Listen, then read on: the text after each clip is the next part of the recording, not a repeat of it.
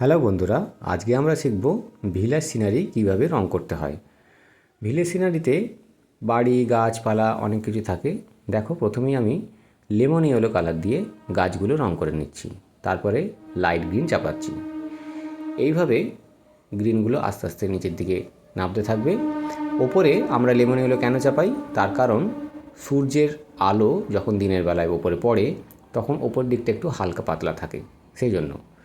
এরপরে আমরা ঘরগুলো করে নেব। গাছগুলো কমপ্লিট হয়ে যাওয়ার পরে ঘরের চাল সাধারণত টালির চাল করলে ব্রাউন বা লাল দিয়ে করতে হবে, আর দেয়ালটা মাটির দেয়াল হলে অ্যাশ কালার দিয়ে করতে হবে। যদি তোমরা খড়ের চাল করতে চাও, যেমন আমরা পাশের বাড়িটা করেছি, সেরকম হলুদ লাগাতে পারো। হলুদ লাগাতে গেলে তোমরা ইয়েলো আকার বা মিডিয়াম ইয়েলো মিশিয়ে মিশিয়ে করতে পারো।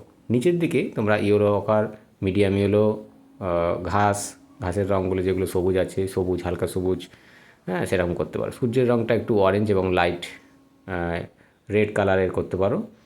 এছাড়া তোমরা যেটা আকাশের রঙ আছে, আকাশের রঙটা স্কাই কালার এবং তার সঙ্গে হোয়াইট কালারটাকে মিশিয়ে মিশিয়ে একটু পাতলা করে নেবে, এতে ব্লেন্ডিংটা ভালো হয়।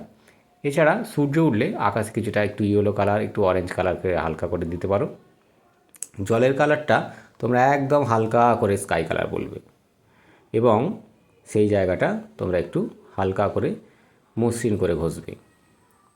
নৌকা রয়েছে দেখতে পাচ্ছ, এখানে আমরা ব্রাউন কালার ইউজ করেছি এবং তার ওপরটায় একটু লাইট ব্রাউন কালার। এছাড়া নৌকার যে দিকটা ভেতরের অংশ সেটা একটু অন্ধকার, তাই জন্য একটু ডার্ক কালার দেওয়া হয়েছে। বেগুনি বা ভায়োলেট কালারটা তোমরা দিতে পারো। এইভাবে তোমরা ধীরে ধীরে এই সিনারিটাকে কমপ্লিট করবে।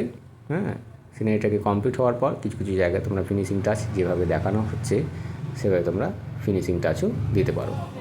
এই ফিনিশিং টাচগুলো কিন্তু একটা আদর্শ ছবির পক্ষে যথেষ্ট গুরুত্ব রাখে। টাটা।